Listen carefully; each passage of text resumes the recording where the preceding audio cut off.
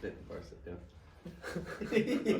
Ho! Ladies and gentlemen, we are here today with two extraordinary human beings. We're going to be talking about the journey through the sport of fitness, which is CrossFit. And I am accompanied today on the Pugh Jamie Milne podcast and JMTTv with... I don't want you to introduce yourself. No, not Oh, you're waiting for us to introduce ourselves. Oh my God. So we've got the one and only milk bottle, the flat white, Caleb Pugh, and the caramel piccolo. Yeah. Or these guys are actually known as the Caramilk.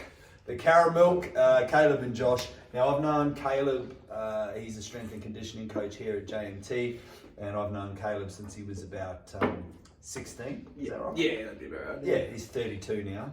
And Josh here, I've known...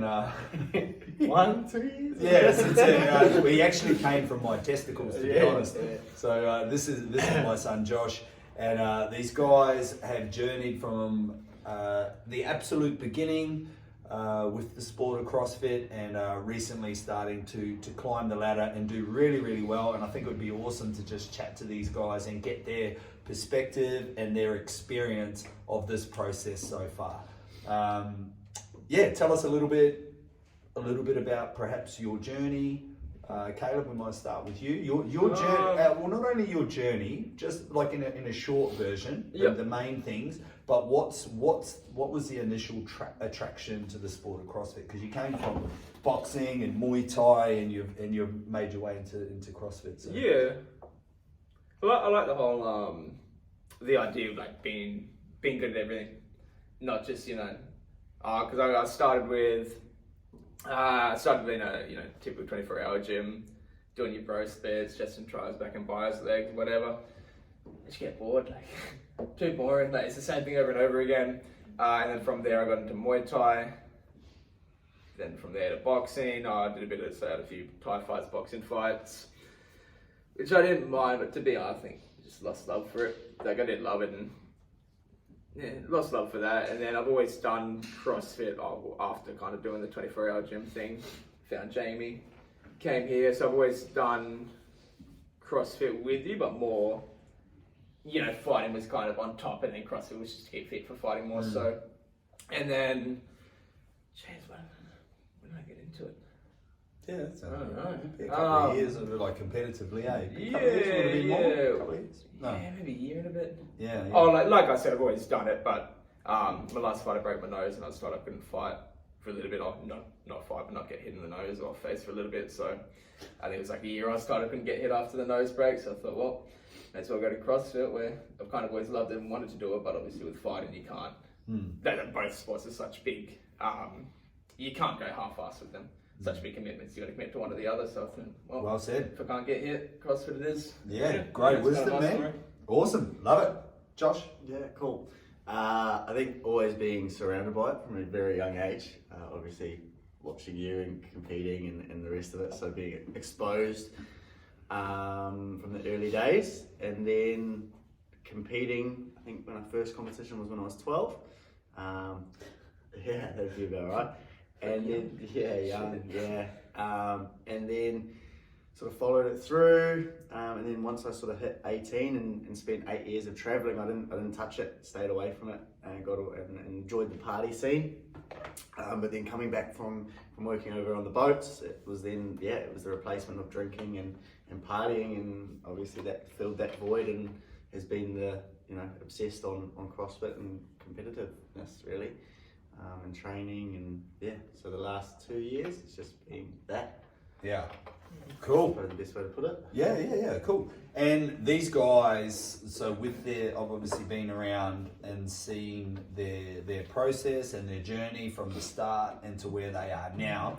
So to give you guys a bit of context and insight to what these guys do, so they have a serious workload each week, so they're training, and this is the thing that Caleb touched on it, that CrossFit,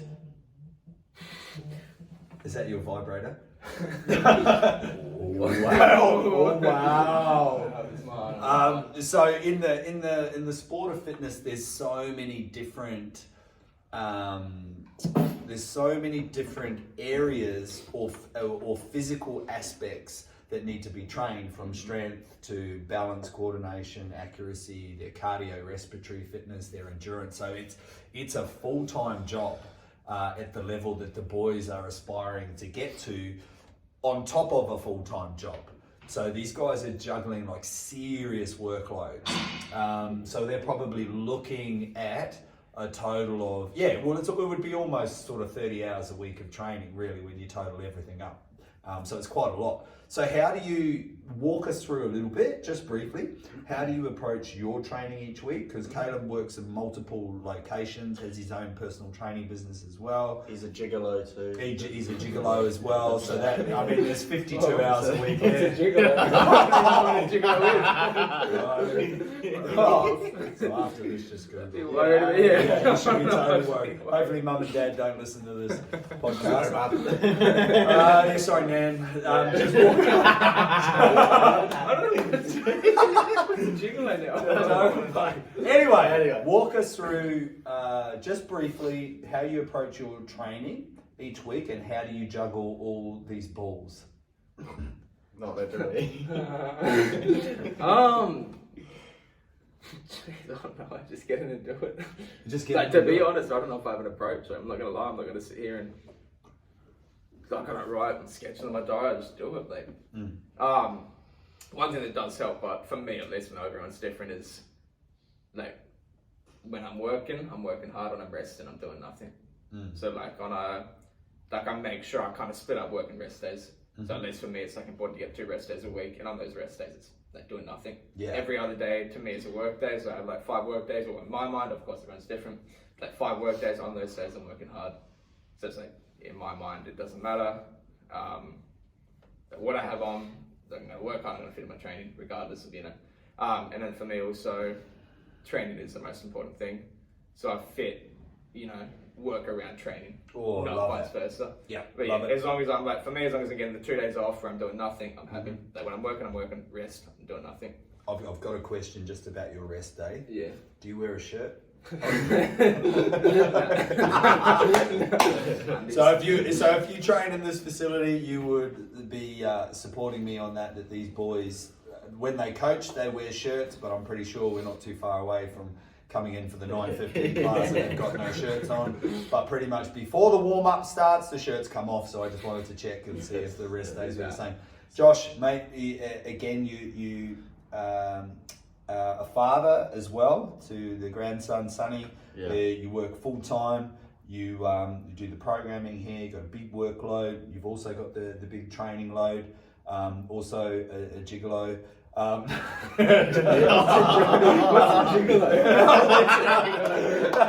Also busy with other job. So how do you, so you've got back to the training, so you've got big workload, big training load.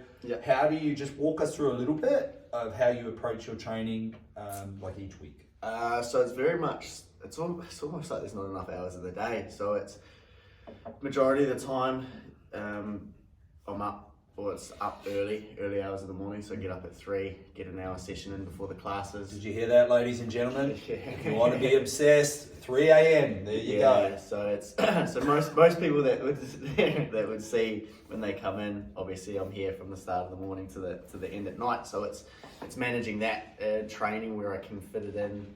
Obviously, that takes the importance.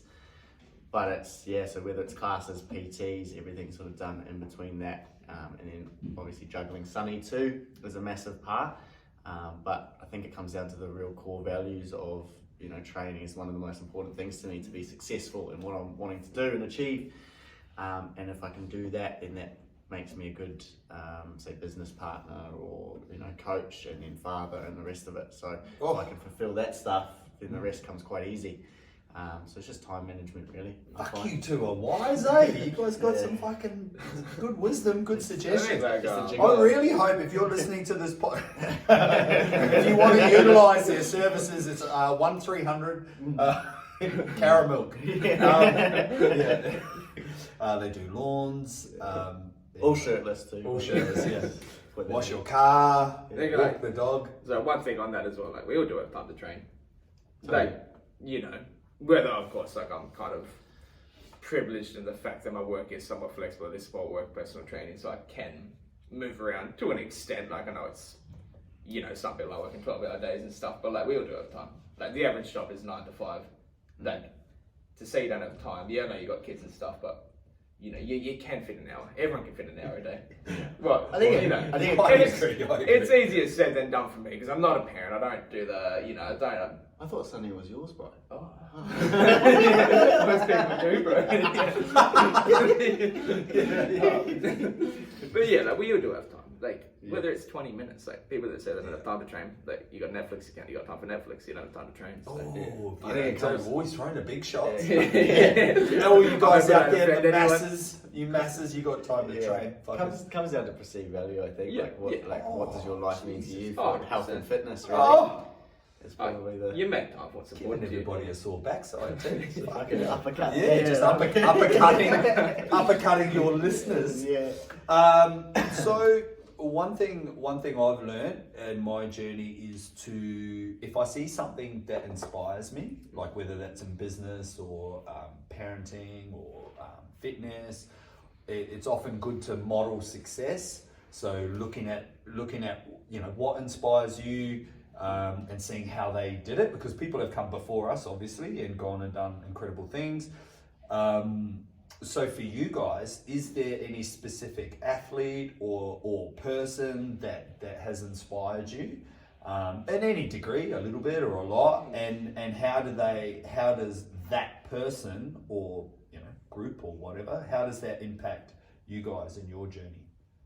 Is there anything that stands out? No, that wasn't a trick question. yeah, I'm just thinking, wow, fucking crickets. I like the Matt Fraser mentality. Mm-hmm. He's someone who's always like, He's the old hard work. Yeah, work exactly. hard when no one's watching yeah, type thing. 100%. Yeah, I do. I really like that mentality because I'm a big believer in, like, you know, there's no secrets. I feel like nowadays, especially in fitness, everyone wants a shortcut, whether it's, you know. Fuck, I thought that was the secret. You know, like on YouTube, yeah, get abs in 6-minute videos, like, you know, all that shit's like bullshit. Like, there's no secret. It's just hard work and time. You know, I like that mentality. Beautiful. Like, yeah. So Matt Fraser. Yeah, and actually, Rich Froning's a big one. Mm-hmm. What's like it about Rich Froning that you it's a bit. Like, I like Matt Fraser, the hard work, and I like Rich Froning's humbleness. Like family, man, just like without sounding homophobic. Sorry, without sounding homophobic. Wrong one. Without sounding gay. Without sounding gay. You put the like little fucking Yeah. Hold on, take that part out. No, without sounding weird about him, like he's a specimen, isn't he? Oh. He's a real specimen, Rich Froning, like humble, family man. Honestly, Honestly, like in my mind, Rich Froning's like the perfect guy. Hardworking. Yeah. He's someone I really look up to. Cool. I didn't mean homophobe. I was meant to say gay. You do. Quickly, Josh.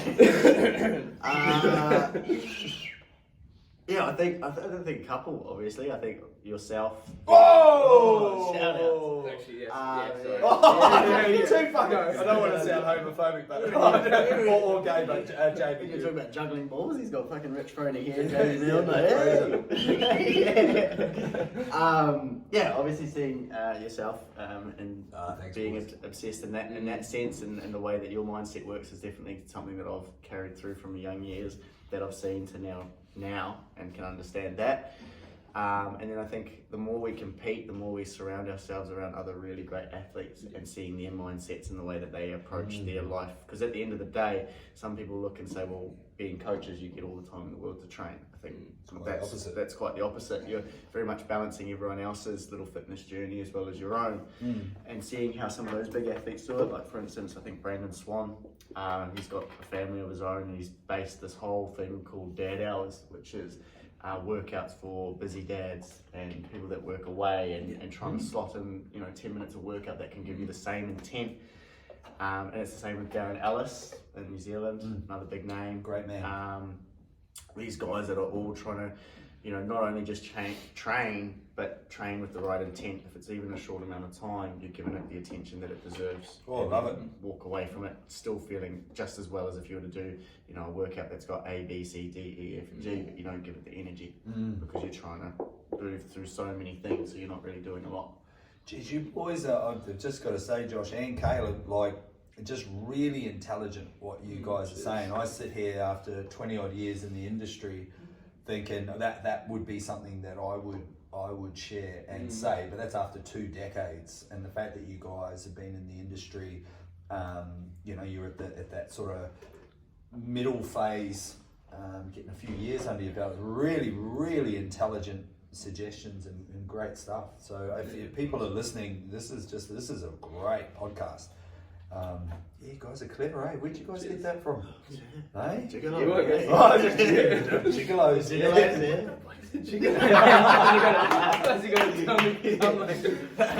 All right, moving on from the Gigolos. What's in your journey so far? Just hit me with a memorable moment. So I know you probably got shitloads.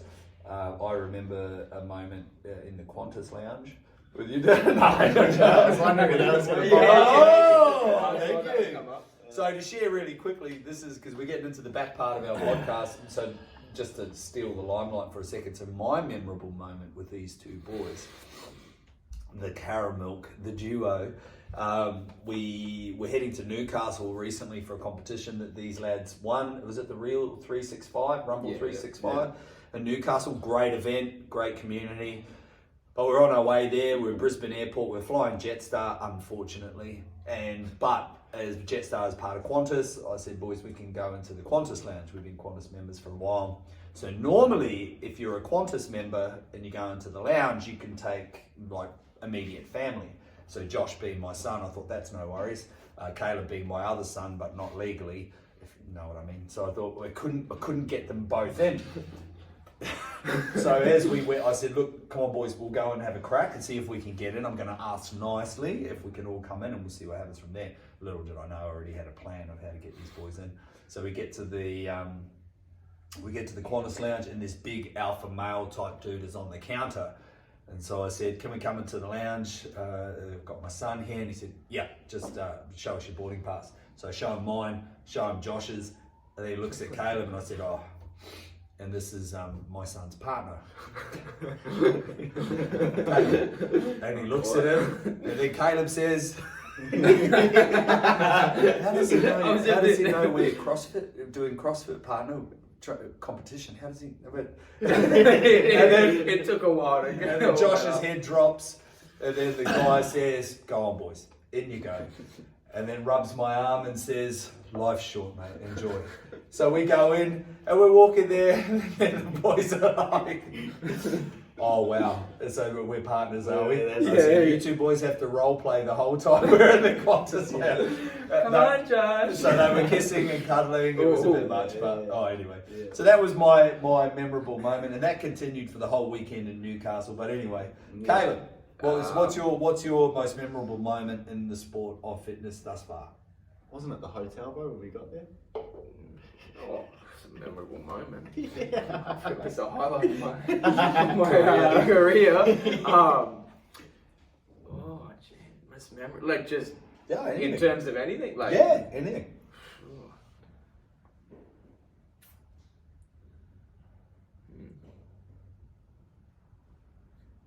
Can you come back to me? Yeah, Josh. I reckon. So I find, Caleb and I were having this conversation not too long ago. I think the fact that why we've progressed so fast in such a short period of time is obviously because we train together, all the time, and so our lives are very much the same with training, and we better each other every single day. So if you do, get yourself that training partner to help progress in that way. But I think the biggest or the most memorable thing for me was an event that we did last year, which was called Game Time, and it was one of our first big comps in a stadium. And we came out to the floor. We were up against Brandon Swan, some other Moses Polito, a couple of other big names too. And we came out, and it was one event that as we started, you had the big 70-kilo worm on our shoulders, and we went to do a lunge, completely fucked it up, and dropped the worm. And at this point, it's the start of the event, and everyone's overtaken us, and we're just thinking all the worst things, and ready to already throw the towel in and chuck it away just because of one mistake. And then what happened is we just composed ourselves, put it back on, and off we went. And you had to lunge a certain distance, turn around and lunge back. And we were the last of the pack by this point. Everyone got to the end, we then tail up behind. Everyone drops on the ground, we turned around and continued to go. And so we didn't put down the wound, we just held on to it the whole way and ended up winning that event. So good. Just due to mindset, the change, the flick of the switch, and just with how well we know each other with training. The communication and everything throughout the whole workout. Yeah. Just how close you guys are. We did very well. That was kind of the start, I would say, of the that domino effect of momentum and how well we've continued to carry ourselves through competition. So good. So that would be mine, amongst all the other things. You know what? I'd almost have to agree, actually. Yeah. Like, I know. It's pretty the cool. most memorable moment, and like, maybe it's not that memorable if I didn't remember it when you asked me, but like, thinking through it, like, just that whole weekend of game time, I think you're right, that was kind of Just held ourselves well. Yeah, that was the event that kind of gave us confidence and, But self-belief into we can actually do well with this. I think we made very much a statement. Oh. I think all the time, which I love and thrive on, is we sometimes the smallest guys on the field, but end up, because of the sort of hard work, the mindset and the resilience. Shout out Matt Fraser. Shout out Matt Fraser. We end up, can take on quite a lot and be up with the big names. And it's such a sport of like heart. It's not. Of course, absolutely. it is like of course, CrossFit is a sport of fitness, but what people don't is like see it's like the heart you need for it as well. Yeah. Which like I think a big heart beats a lot of fit guys, in my opinion.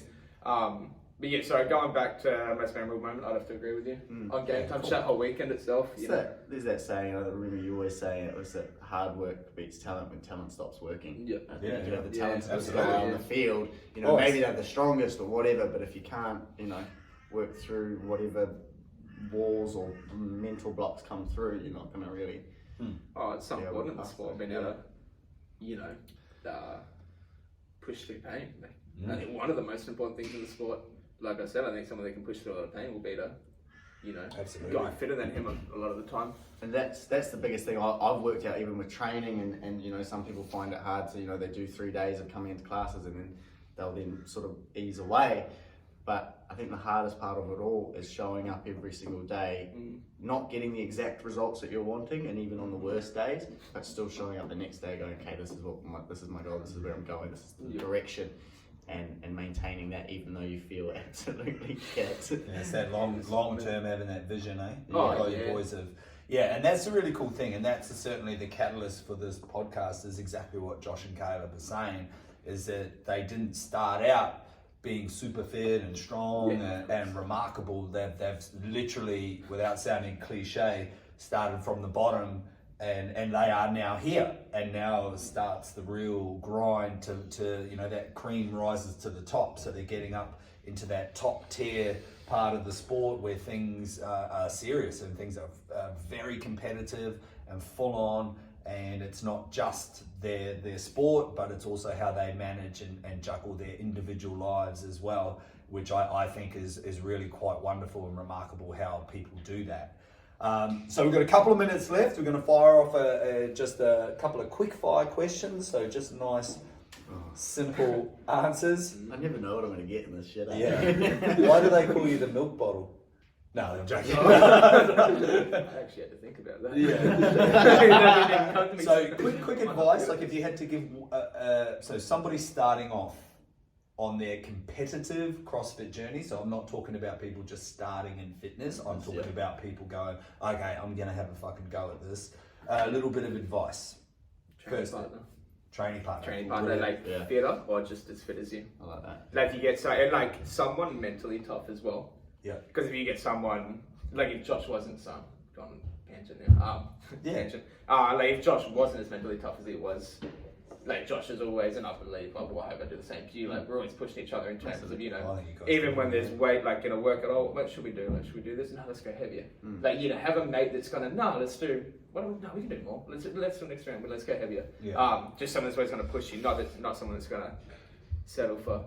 Oh, I'm happy with just this today. Like Yeah, I agree. Great answer. Yeah. Josh? fuel yourself properly. I think that's the biggest thing I've learned, obviously coming from being a smaller build to then, you know, packing on a fair amount of kilos over the last year. Under fueling is a massive thing that gets neglected, just as much as training is work, and that should be a focus. So is all the little minor things of eating enough, fueling your body. So good. And I think rest and recovery comes into play too. Yeah. Cool. Very, very good advice. Great advice, actually. Great advice. The last question. So we had Benny and Wes on this podcast before you guys, and there's a habitual thing I do. Part of the podcast is I ask the people that are on this podcast to leave a question for the next people. So I'm going to ask you guys the same as well. So whoever's on this podcast next, I want you to leave a question for them. But before we go to that, Benny and Wes, they had a question for you two boys. Yeah, of course they did. Yeah, it's actually. I thought they could have been a bit more. Wesley's at Barley's, chilling. Wesley's on the bintangs and the cigarettes. Yeah, been watching this Wesley. Fuck. He's getting a few left hands. Yeah. But the question was, what is your honest motivation for doing what you do? Like, not the fluffy stuff you want all your fans to hear, but what is honestly driving your motivation to compete in CrossFit? It's just like hard work. Like, it just fulfills me. Like, having something to work towards is something that's hard to work towards. Fulfills me. I was actually kind of in success coaching the other day. Like, I was like, kind of got to the bottom. I thought that I wanted to win these comps just because I wanted to win and the satisfaction of winning, but it's not. It's actually the journey there. Like, man, I don't want to, sorry, depressed, not so right, like I shouldn't say depressed, but like I get upset, like deep, like, you know, I get dark if I'm not, like, even just like going out with, not gymming for a few days, like in a dark place, like just working towards something. So something good. hard. I love that, man. It's most people know the sport of Olympic diving, and Olympic diving is a great metaphor for what Caleb was just saying, is that they score diving on the splash. So everybody's looking at the splash. Is there a lot of water? Is there fuck all water? Is there a couple of drops? Is it a big splash? And that's what they're looking for. But not many people focus on the actual dive. Yeah. And the dive is the journey. The dive is the process, all the flips and the flick flacks and the back rolls and then splash. Yeah. So Caleb's motivation, by the sounds of it, is the process, is the journey, is the hard work, is the getting there. Got just something to, like an end goal, something to work towards. Yeah. You know, I think everyone needs that. Love it. Josh? I think mine's definitely that whole underdog sort of style. I think, as I sort of mentioned before, being on the field or on the floor against big rigs and guys that are built fucking massively, and being the smaller guy there, but being able to hold and lift the same amount of weight and work to that capacity, if not more. So being, you know, deceived in that sense of people maybe having a assumption of what you may be like, and then they see you and it's like, oh fuck. So I like that. I thrive on massively. So good. So good. And that's something for, if you're listening or watching, to consider too. Why do you do what you do? And people throw it around a lot, you know, what's a person's why do you do what you do? And if you are sitting there thinking, you know, why do I do what I do? Or if somebody says, what's your why? One of the quickest ways to get there, and Caleb was talking about it before, is to ask yourself, you know, what's the purpose of doing this?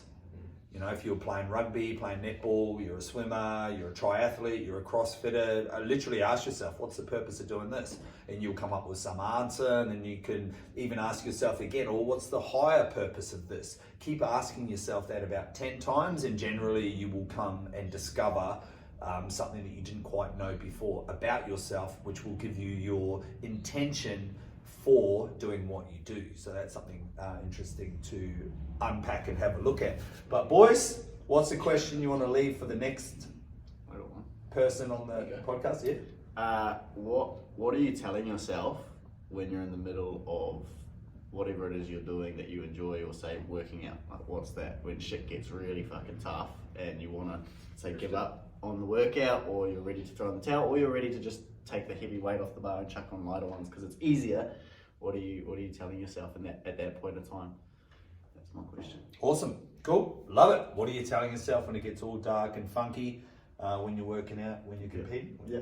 Yeah. Whatever it is that you're doing, or whatever craft that you're mastering or training or whatever, what are you telling yourself? Unreal. Boys, this is really good. I'm super impressed. These boys are very stoic. You know, they're working on their bodies, but they're obviously working on their minds too. For a couple of younger roosters, that I found that to be a really intelligent conversation with some really good insights that I believe, other than the Qantas Lounge thing, that you guys that are listening. That's right. Come up Life with short. Life short.